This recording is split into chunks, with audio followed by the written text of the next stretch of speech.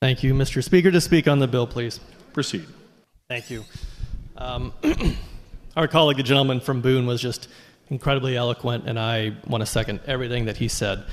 But I also want to point out some contradictions and respond to some things that I've heard from the other side, because I feel like there's a lot of talking out of both sides here.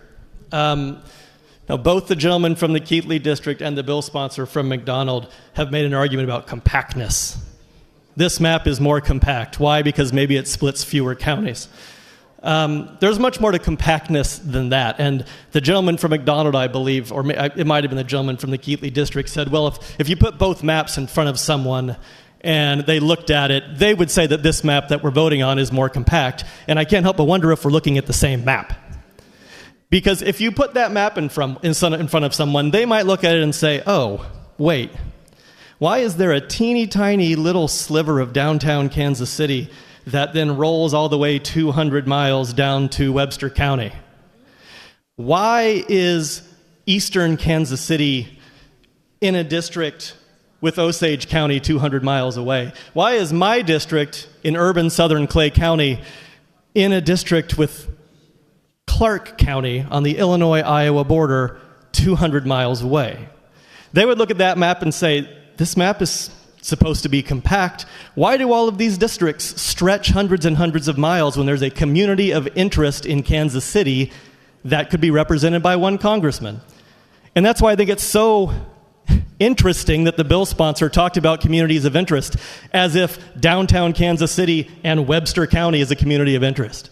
As if southern Clay County, where I represent, and Clark County on the Illinois-Iowa border is a community of interest. That's a joke. Because the entire reason that we're here is to carve up Kansas City. That's what we're doing here. And to make a claim otherwise, I'm surprised anyone over there can do it with a straight face. It's intellectually dishonest, it's disingenuous, and it's just absurd. Someone also, one of the conversations that we've heard, one of the talking points we've heard is that this map represents Missouri values, right? That we need to send more Republicans to Congress because of Missouri values. And I hate to beat a dead horse, but are these the same Missouri values that voted overwhelmingly for Proposition A?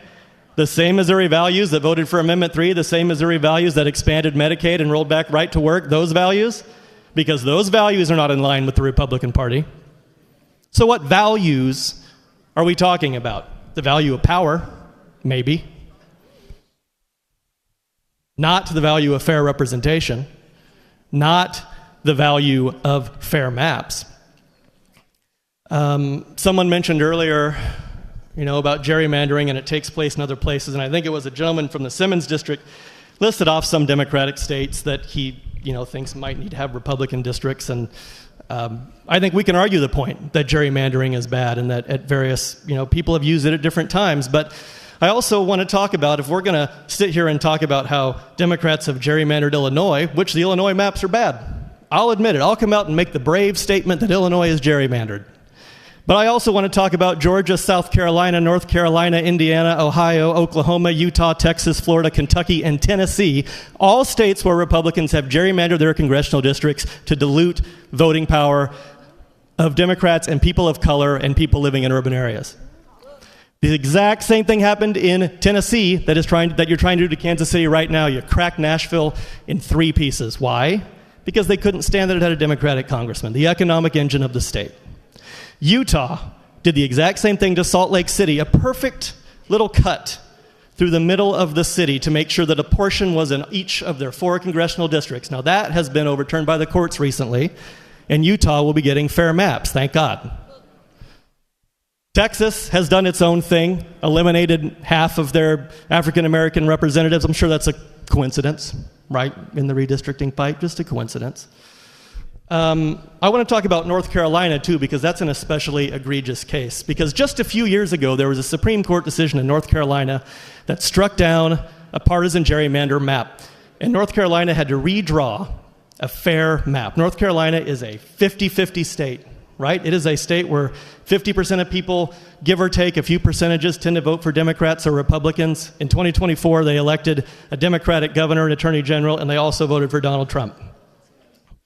They elected a fair map. And then Republicans ran a Supreme Court election based alone on the proposition that if they won, they would force a lawsuit and overturn that map and gerrymander it again, and they did. They won that election. They immediately gerrymandered it back to a 10-4 map. So we want to talk about gerrymandering. Let's get the facts straight. Because for every Democratic state, Democratic-controlled state that might have out-of-whack maps, I can name 2 states controlled by Republicans. Let's talk about Wisconsin. Okay, up until recently, Wisconsin had a state legislature map that was so gerrymandered that in 2018, Democrats won more than 50% of the popular vote and got 35% of the seats. Gerrymandering happens everywhere. I am against gerrymandering. I propose we all work together to ban it, not practice it in our own state. It's only national Democrats that have proposed bans on gerrymandering. It's only national Democrats who have put those votes forward, and it's national Republicans who have voted against them every single time. Why can't we do something here in this state? Why can't we lead the way on fair representation? Why can't we, instead of trying to draw these maps to favor one party, why can we not lean into an independent commission? Something where we can work together to make sure that communities of interest are truly represented. That's the way forward. And I think what upsets me the most about what we're doing here, I get lectured a lot in this room about how we're a republic, not a democracy. And we are. The United States is a federal constitutional republic. We are a representative democracy. We elect people to vote on our behalf. I think something that's very upsetting to me is that in the front of this room, we have portraits of Thomas Jefferson and Abraham Lincoln. And we are going to sit here today in front of the portrait of Thomas Jefferson and vote to ruin or further polarize and agitate the system that he and the Founding Fathers put together.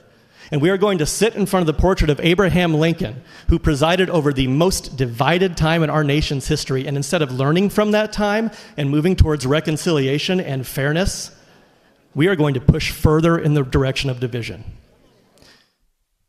That's what's happening.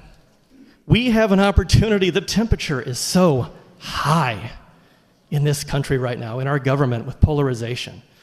We could be leading the way. We could be pushing back. We could be saying, sure, the president told us we need to gerrymander our maps, but we're not going to do it. We're going to be brave. We're going to stand up for the republic. This is not how you sustain a republic. This is how you destroy one. And we will continue to go further and further down this path of division if we entertain notions like this, if we entertain bills like this, if we acquiesce to demands like this from the president.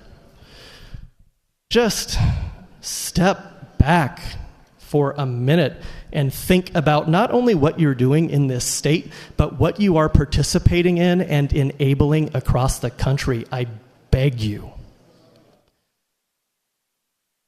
The House of Representatives right now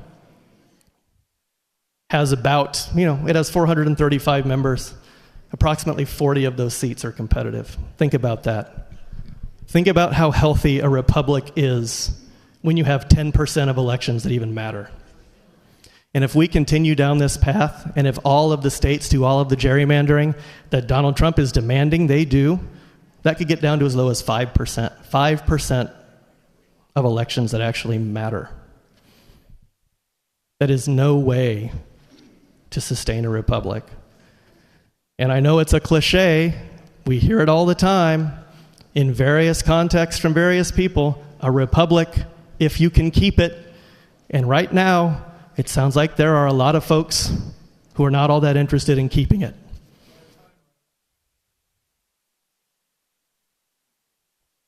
Mr. Speaker, how much time do I have left? You have 5 minutes and 28 seconds. Is that what you had too? Yeah? Okay. I was going to stop, but I think I have about 5 minutes and 28 seconds left of things to say.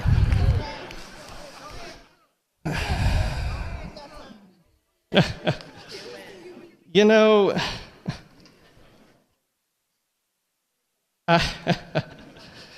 one more point I wanted to make. A lot of people keep standing up on the Republican side and trying to reassure us that what they're doing is totally legal and constitutional and good, and that's exactly the kind of confidence I would expect from someone who's totally confident that what they're doing is legal and constitutional and good.